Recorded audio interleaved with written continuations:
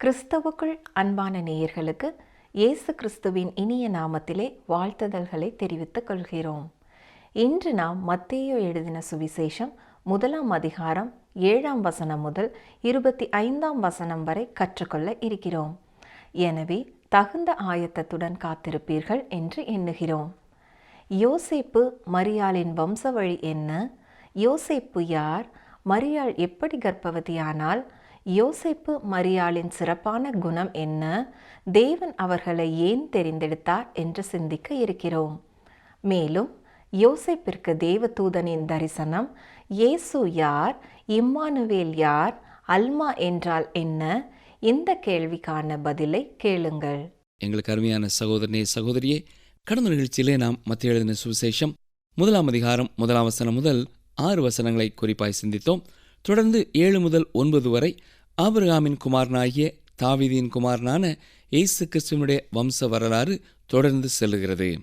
வசனம் 10, எசேக்கியா மனாசேயை பெற்றான், மனாசே ஆமோனை பெற்றான், ஆமோன் யோசியாவை பெற்றான். அருமையானவர்களே, 11 வசனத்தை நாம் பார்ப்போம் என்றால், மத்தேயு யோயாக்கீமை பற்றி எழுதவில்லை, ஆனால் எகோனியாவை குறித்து எழுதியிருக்கிறார். எகோனியாவை குறித்து குறிப்பாக நாம் கவனிக்க வேண்டும். ஏனென்றால் அவனுடைய சந்ததியிலே ஒருவரும் அரியணையிலே அமரப்போவதில்லை என்று வேதம் கூறியிருக்கிறது. இப்பொழுது எரேமியா 22 அதிகாரத்திலிருந்து 2 வசனங்களை நான் வாசிக்க விரும்புகிறேன். எரேமியா 22, 24 வசனம். யூதாவின் ராஜாவாகிய யோயாக்கீமின் குமாரன் கோனியா என் வலதுகையின் முத்திரை மோதிரமாயிருந்தாலும் அதிலிருந்து உன்னை கழற்றி எறிந்து போடுவேன் என்று என் ஜீவனை கொண்டு சொல்கிறேன் என்று கர்த்தர் சொல்லுகிறார். எகோனியா என்ற பெயரைத்தான் இங்கே கோனியா என்று வாசிக்கிறோம். ஏ என்ற எழுத்து ஏகோவாவை குறிப்பதனாலே அவன் ஒரு துன்மார்க்கமான அரசனாயிருந்தபடினாலே அதை விட்டுவிட்டு கோனியா என்று தேவன் கூறுகிறார். 30 வசனத்தை பாருங்கள். எரேமியா 22:30.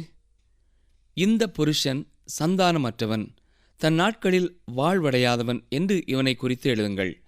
அவன் வித்தில் ஒருவனாகிலும் வாழ்வடைந்து தாவீதின் சிங்காசனத்தில் வீற்றிருந்து யூதாவில் அரசாள போகிறதில்லை என்று கர்த்தர் சொல்லுகிறார்.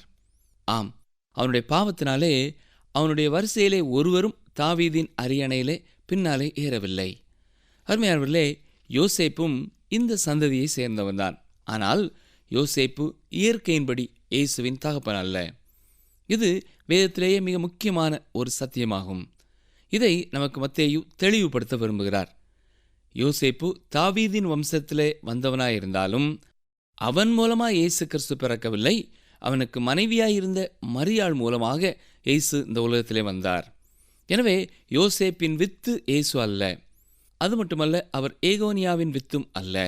ஆனால் யோசேப்பும் மரியாளும் தாவீதின் வம்ச வழியிலே வந்தவர்களாய் இருக்க வேண்டும். ஆம், அவ்வாறுதான் 2 பேருமே தாவீதின் 2 வித்தியாசமான குமாரர்களின் வழியிலே வந்தவர்கள். லூக்கா எழுதின சுவிசேஷத்தை நாம் கற்றுக்கொள்ளும் பொழுது எப்படி தாவீதின் வம்சத்திலே மரியாள் வந்தாள் என்பதை குறித்து நாம் சிந்திக்கப் போகிறோம். யோசேப்பின் வம்ச வழியானது தாவீதின் குமாரனான சாலமோனின் வழியாக அரச பரம்பரையின் வழியாக வருகிறது. எனவே யோசேப்பும் மரியாளும் பெத்லேமிற்கு சென்று தங்கள் பெயர்களை பதிவு செய்ய வேண்டியதிருந்தது. ஏனென்றால் 2 பேருமே தாவீதின் சந்ததியினர். இப்பொழுது கவனித்தீர்களா?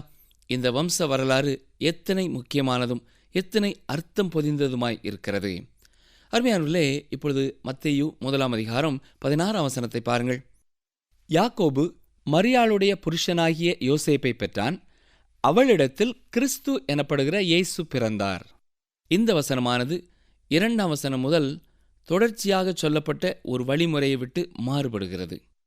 ஆபிரகாம் ஈசாக்கை பெற்றான், ஈசாக்கு யாக்கோபை பெற்றான் என்று சொல்லப்பட்ட முறை இங்கே மாறுகிறது. ஆனால் வசனம் 16 யாக்கோபு மரியாளுடைய புருஷனாகிய யோசேப்பை பெற்றான் என்று சொல்லப்பட்டிருக்கிறது.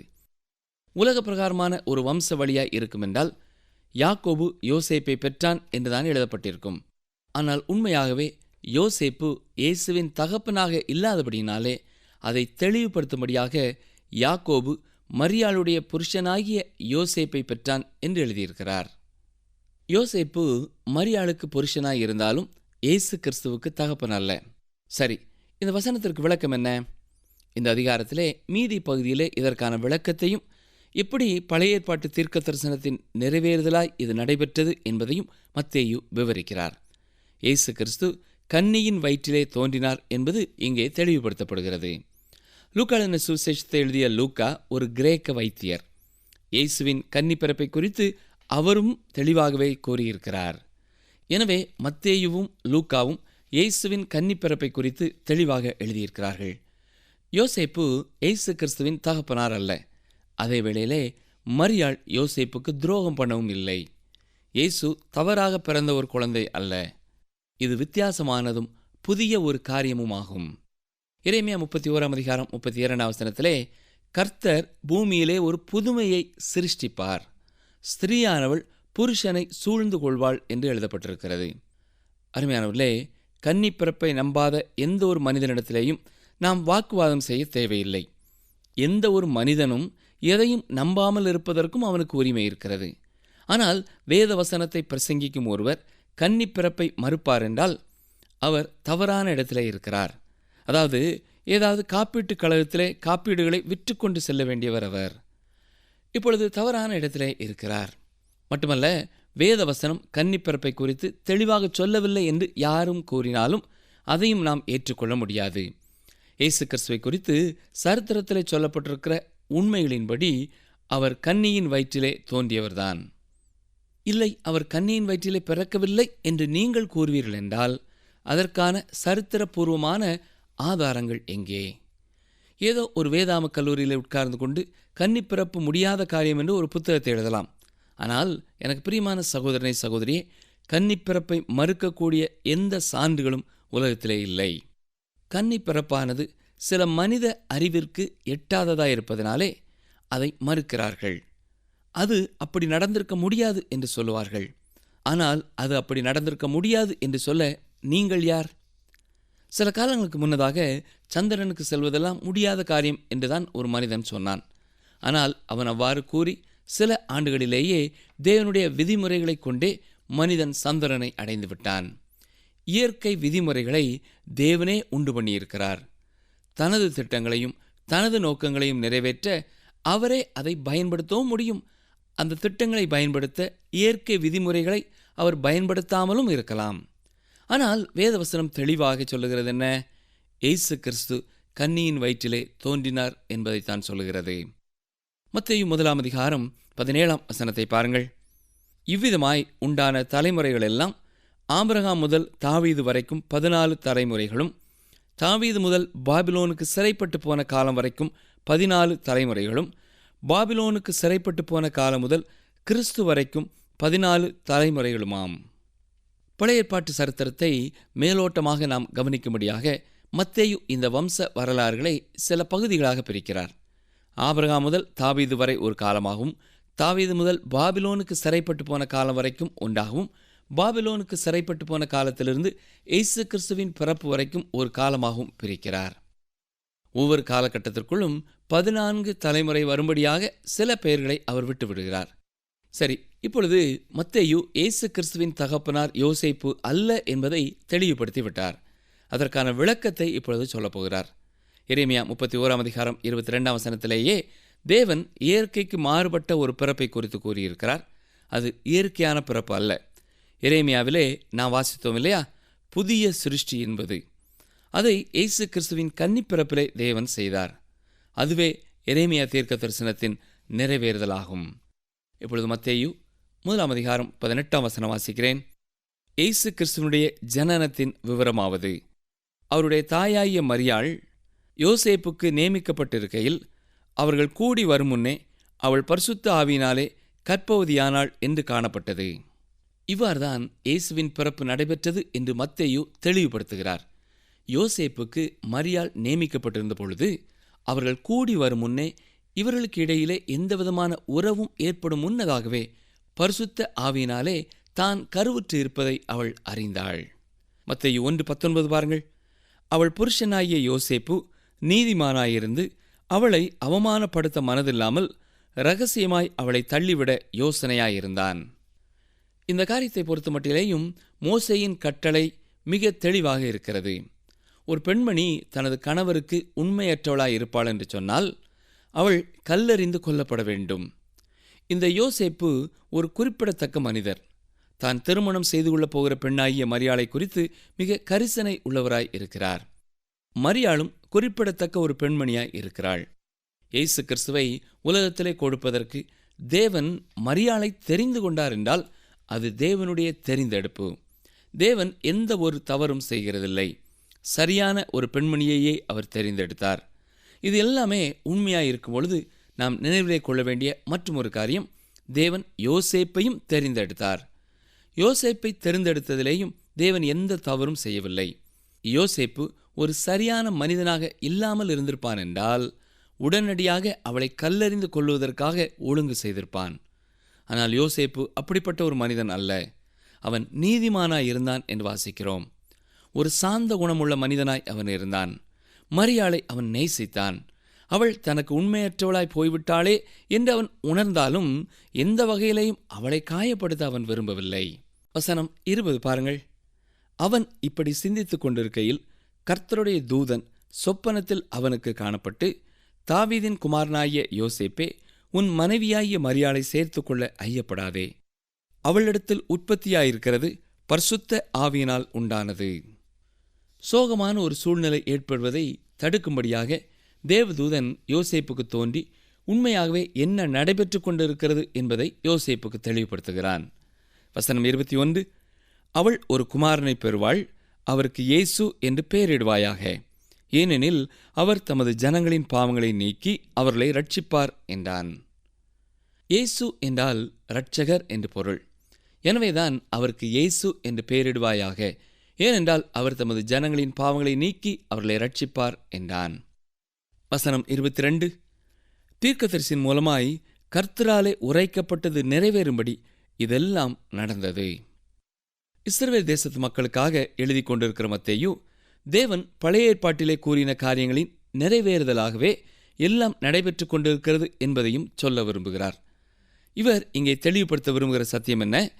இஸ்ரவேல் ஜனங்களே, வரும்படியாக நீங்கள் எதிர்பார்த்து கொண்டிருக்கிற ஒருவர் பழைய ஏற்பாட்டு தீர்க்க தரிசனத்தின் நிறைவேறுதலின்படி இவர்தான் என்று சொல்லுகிறார். அருமையான சகோதரனை சகோதரியே, ஆண்டவராய் இயேசு கிறிஸ்துவின் முதல் வருகை குறித்து சுமார் 300 தீர்க்க தரிசனங்கள் இருப்பதாகவும் அது அத்தனையுமே நிறைவேறிவிட்டது என்றும் சொல்லப்படுகிறது. அவைகளிலே எத்தனை மத்தேயு எழுதின சுவிசேஷத்தில் இருக்கிறதோ நமக்கு தெரியாது. ஆனால் மத்தேயுவே பழைய ஏற்பாட்டிலிருந்து பல வசனங்களை மேற்கோளாக காட்டுகிறார். மத்தேயு சரித்திரத்தின் ஒவ்வொரு பகுதியை எழுதும் பொழுதும் பழைய ஏற்பாட்டை சுட்டிக்காட்டி எழுதுகிறார். காரணம் என்ன தெரியுமா? அவர் இயேசு கிறிஸ்துவின் வாழ்க்கை வரலாறை எழுதவில்லை. பழைய ஏற்பாட்டு தீர்க்க தரிசனங்கள் அவரை குறித்து என்ன சொல்லியிருக்கிறது, அவை எவ்வாறு அவருடைய வாழ்க்கையிலே நிறைவேறி இருக்கிறது என்பதை எழுதவே முனைகிறார். மத்தேயு 1 அதிகாரம் 23 வசனம், அவன் இதோ ஒரு கன்னிகை கற்பவதியாகி ஒரு குமாரனை பெறுவாள், அவருக்கு இம்மானுவேல் என்று பெயரிடுவார்கள் என்று சொன்னான். இம்மானுவேல் என்பதற்கு தேவன் நம்மோடு இருக்கிறார் என்ற அர்த்தமாம். இந்த சத்தியத்தை குறித்து சற்று ஆழமாக நாம் சிந்திப்போம். ஏனென்றால் இது மிக முக்கியமானது. வேதத்தை பரிபூர்ணமாக நம்பாதவர்கள் இயேசுவின் கன்னி பிறப்பை மறுக்கிறார்கள். அது மட்டுமல்ல, வேத புத்தகம் கன்னி பிறப்பை குறித்து கற்றுக் கொடுக்கிறது என்பதையும் மறுக்கிறார்கள். கன்னிப்பிறப்பை நம்பாதபடியினாலே ஒரு குறிப்பிட்ட ஆங்கில மொழிபெயர்ப்பிலே கன்னிகை என்ற வார்த்தைக்கு பதிலாக ஒரு இளம் பெண் என்று மொழியாக்கம் செய்திருக்கிறார்கள். ஆனால் அருமையான சகோதரனை சகோதரியே, எபிரேய மொழியிலே ஏசாயா 7 அதிகாரம் 14 வசனத்திலே கன்னிகை என்ற வார்த்தைக்கு பயன்படுத்தப்பட்டிருக்கிற வார்த்தை அல்மா என்பதுதான். சரி, இப்பொழுது ஏசாயா 7 அதிகாரத்தை சற்றே வாசித்து பார்ப்போம். ஆகாஸ் அரியணையில் இருந்தபொழுது இது எழுதப்பட்டது. ஆகாசும் தேவனை விட்டு தூரம் போன ஒரு மனிதனாய் இருந்தான். கெட்ட அரசர்களின் வரிசையிலே இவனும் ஒருவன். துன்மார்க்கமான அந்த அரசனுக்கு ஒரு செய்தியை கொடுக்கும்படியாக தேவன் ஏசாயாவை அனுப்பினார். எனவேதான் ஏசாயா 7 அதிகாரம் 10 முதல் 12 வசனங்களிலே நாம் இவ்விதமாய் வாசிக்கிறோம். கவனியங்கள், ஏசாயா 7 அதிகாரம் 10 முதல் 12 வசனங்கள். பின்னும் கர்த்தர் ஆகாசை நோக்கி, நீ உன் தேவனாய கர்த்தரிடத்தில் ஒரு அடையாளத்தை வேண்டிக்கொள், அதை ஆழத்திலிருந்தாகிலும் உன்னதத்திலிருந்தாகிலும் உண்டாக கேட்டுக்கொள் என்று சொன்னார். ஆகாசோ, நான் கேட்க மாட்டேன், நான் கர்த்தரை பரீட்சை செய்ய மாட்டேன் என்றான். அருமையானவர்களே, இது மாய்மாலமான ஒரு வார்த்தை.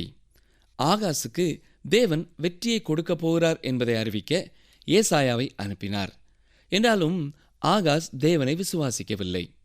அவனுடைய விசுவாசத்தை பலப்படுத்தும்படியாக, அவனை உற்சாகப்படுத்தும்படியாக தேவன் ஒரு அடையாளத்தை காண்பிக்க விரும்புகிறார் என்று ஏசாயா கூறினான். ஆனால் ஆகாசோ, நான் கர்த்தரை பரீட்சை பார்க்க மாட்டேன் என்று சொல்லிவிட்டான். அதற்கு பதிலாகத்தான் ஏசாயா, நீ விரும்பினாலும் சரி விரும்பாவிட்டாலும் சரி தேவன் ஒரு அடையாளத்தை கொடுக்கப் போகிறார். அந்த அடையாளமானது உனக்கானது மட்டுமல்ல, தாவீதின் குடும்பம் அனைத்திற்கும் உரியது என்று சொல்கிறார். இதோ இதுதான் அந்த அடையாளம். வசனம் 14 பாருங்கள். ஆதலால் ஆண்டவர் தாமே உங்களுக்கு ஒரு அடையாளத்தை கொடுப்பார். இதோ ஒரு கன்னிகை கற்பவதியாகி ஒரு குமாரனை பெறுவாள், அவருக்கு இம்மானுவேல் என்று பெயரிடுவாள். அருமையான சகோதரனை சகோதரியே, இது ஒரு இளம் பெண்ணை குறித்து சொல்லப்பட்டிருக்கும் வார்த்தைகள் என்றால் இது ஆகாசுக்கு ஒரு அடையாளம் அல்ல. தாவீதின் குடும்பத்திற்கும் இது ஒரு அடையாளம் அல்ல. எந்த ஒரு மனிதனுக்குமே இது ஒரு அடையாளம் அல்ல. ஆனால் ஒரு கன்னிகை கற்பவதியாகி ஒரு குமாரனை பெறுவாள் என்றால் அது உண்மையாகவே அடையாளம்தான். பழைய ஏற்பாட்டிலே கன்னிகைக்கு அல்மா என்ற வார்த்தை பயன்படுத்தப்பட்டிருக்கிறது. ரெபேக்காள் ஈசாக்கை திருமணம் செய்யும் முன்னதாக அல்மா என்று அழைக்கப்படுகிறாள். அருமையான சகோதரனை சகோதரியே, இயேசு கிறிஸ்துவின் கன்னி பிறப்பை மறுப்பது சரியானது அல்ல. அல்மா என்றால் ஒரு கன்னிகை என்பது செப்துவகிந்தாவிலேயும் உறுதி செய்யப்பட்டிருக்கிறது. பழைய ஏற்பாட்டு காலத்திற்கும் புதிய ஏற்பாட்டு காலத்திற்கும் இடைப்பட்ட காலத்திலே ஒவ்வொரு கோத்திரத்திலிருந்தும் 6 பேராக மொத்தம் 72 எபிரேய அறிஞர்கள் அலெக்சாண்டரியா பட்டணத்திலே சேர்ந்து உட்கார்ந்து எகிப்து தேசத்திலே எபிரேய பழைய ஏற்பாட்டை கிரேக்க மொழியிலே மொழிபெயர்த்தார்கள். அவர்கள் ஏசாயா தீர்க்க தரிசனத்திலே இந்த அடையாளம் என்று சொல்லப்பட்டிருக்கிற இடத்தை அடையும் பொழுது இது ஒரு கன்னிகையையே குறிக்கிறது என்பதை தெளிவாக அறிந்தவர்களாக கிரேக்க மொழியிலேயும் ஹெனோஸ்பாட் என்று மொழிபெயர்த்தார்கள். உதாரணமாக, அத்தேனா என்பவள் அத்தேன் பட்டணத்து ஒரு கன்னிகையான கடவுள். அவளுடைய கோவில் பார்த்தினாஸ் என்று அழைக்கப்படுகிறது. பார்த்தினாஸ் என்றால் கன்னிகை என்று பொருள். எனவே வேதவசனம் எதை குறிப்பிட்டு கூறுகிறதோ அதை தெளிவாகவே சொல்லுகிறது. அடுத்ததாக அவருடைய நாமத்தை குறித்து நாம் சற்றே கவனிப்போம். இது மிக அற்புதமானது. இதோ ஒரு கன்னிகை கற்பவதியாகி ஒரு குமாரனை பெறுவாள், அவருக்கு இம்மானுவேல் என்று பெயரிடுவார்கள் என்று சொன்னான். இம்மானுவேல் என்பதற்கு தேவன் நம்மோடு இருக்கிறார் என்று அர்த்தமாம். அருமையானவர்களே, இங்கே ஒரு பிரச்சனை இருப்பது போல நமக்கு காணப்படுகிறது. இயேசு கிறிஸ்துவை எப்போதாவது யாராவது இம்மானுவேல் என்று அழைத்தார்களா? இல்லை. எல்லாருமே அவரை இயேசு என்றுதான் அழைத்தார்கள். அதுதான் அவருடைய பெயர். இந்த பெயர் அவருக்கு கொடுக்கப்பட்டதின் காரணம், அவர் தமது ஜனங்களின் பாவங்களை நீக்கி அவர்களை ரட்சிப்பார் என்பதனாலே தான். இயேசு என்பது அவருடைய பெயர். கிறிஸ்து என்பது அவருடைய பணி பொறுப்பு. தலைமை ஆசிரியர், மாவட்ட ஆட்சியாளர் என்பது போல கிறிஸ்து என்பது அவருடைய பணியின் பெயர். ஆனால் நாம் இங்கே வாசித்த வசனத்திலே அவருக்கு இம்மானுவேல் என்று பெயரிடுவார்கள் என்று சொன்னான் என்று வாசிக்கிறோம். இம்மானுவேல் என்றால் தேவன் நம்மோடு இருக்கிறார் என்ற அர்த்தம். அருமையான சகோதரனை சகோதரியே, வேத புத்தகத்திலேயே மிகவும் அற்புதமான ஒரு சத்தியத்தை இங்கே நாம் பார்க்கிறோம். இம்மானுவேல் என்றால் தேவன் நம்மோடு இருக்கிறார். அவர் கன்னியின் வயிற்றிலே பிறக்காமல் இருந்திருப்பார் என்றால் அவர் இம்மானுவேலாக நம்மோடு இருக்கும் தேவனாக இருக்க முடியாது. அவர் இம்மானுவேலாக இல்லாமல் இருந்தால் அவர் இயேசுவாகிய இரட்சகராகவும் இருக்க முடியாது. அவரை இயேசு இரட்சகர் என்று அழைப்பதற்கான காரணம், அவர் நம்மோடு இருக்கும் தேவனாயிருந்தார். பரத்திலிருந்து பூமிக்கு வந்த அவரை குறித்த ஒரு அற்புதமான சத்தியம் இது. ஆனால் எபிரேயர் 2 அதிகாரம் 9 வசனத்தை பாருங்கள். என்றாலும் தேவனுடைய கிருபையினால் ஒவ்வொருவருக்காகவும் மரணத்தை ருசி பார்க்கும்படிக்கு தேவதூதரிலும் சற்று சிறியவராக்கப்பட்டிருந்த இயேசு மரணத்தை உத்தரித்தது நிமித்தம் மகிமையினாலும் கனத்தினாலும் முடிசூட்டப்பட்டதை காண்கிறோம். ஏற்றுக்கொள்ளப்படத்தக்க ஒரு பலியாக வேண்டியதிருந்தது. அருமையானவர்களே, நான் இந்த உலகத்தின் பாவத்திற்காக மரிக்க முடியாது. என்னுடைய சொந்த பாவத்தை நீக்கும்படியாக கூட நான் மரிக்க முடியாது. ஆனால் அவரால் அது முடியும். இயேசு எப்படி இரட்சகராக முடியும்? அவர் இம்மானுவேலாக இருப்பதனாலே தான் அவர் இரட்சகராக முடியும். எப்படி தேவன் நம்மோடு வர முடியும்? ஒரு கன்னிகையின் வயிற்றிலே தோன்றியதால் தான் தேவன் நம்மோடு வர முடியும். மீண்டும் கூறுகிறேன், அவர் இயேசு என்று அழைக்கப்பட்டார். அவர் இம்மானுவேல் என்று அழைக்கப்படவில்லை. ஆனால் அவர் இம்மானுவேலாய் இல்லாமல் இருந்திருப்பார் என்றால் அவரை இயேசு என்று நாம் அழைக்க முடியாது. உலகத்தின் இரட்சகராக இருக்க வேண்டுமென்றால் அவர் இம்மானுவேலாக இருக்க வேண்டும். எனவேதான் கன்னி பிறப்பு மிக முக்கியமானது. அருமையான சகோதரனை சகோதரியே, ஒருவர் கிறிஸ்தவராக இருந்து கொண்டு கன்னி பிறப்பை மறுதலிக்க முடியுமா? நன்றாக கவனியுங்கள். இயேசு கிறிஸ்துவை குறித்து அதிகமாக அறிந்து கொள்ளாமலேயே அவரை ஒருவர் இரட்சகராக ஏற்றுக்கொள்ள முடியும் என்று நான் நம்புகிறேன். கன்னிப்பிறப்பை குறித்து எத்தனை தெளிவாக வேதத்திலே சொல்லப்பட்டிருக்கிறது என்பதை கூட நீங்கள் இவ்வளவு நாள் அறியாமல் இருந்திருக்கலாம். ஆனால் நீங்கள் கடவுளுடைய பிள்ளை ஆன பின்னர் இயேசு கிறிஸ்துவின் கன்னிப்பிறப்பை நீங்கள் மறுதலிக்க மாட்டீர்கள். நீங்கள் ரட்சிக்கப்படுவதற்காக அதை நீங்கள் அறிந்திருக்க வேண்டியதில்லை. ஆனால் ஒரு கடவுளுடைய பிள்ளையாக கிறிஸ்துவின் கன்னிப்பிறப்பை நீங்கள் மறுப்பதில்லை. அருமையான சகோதரனை சகோதரியே, இயேசு கிறிஸ்துவின் கன்னிப்பிறப்பை குறித்து ஏன் திரும்ப திரும்ப அழுத்தி சொல்கிறேன் என்று ஒருவேளை நீங்கள் நினைக்கலாம். கீழே இறங்கி வந்து என்னையும் உங்களையும் ரட்சிக்க ஒரு இரட்சகர் தேவை.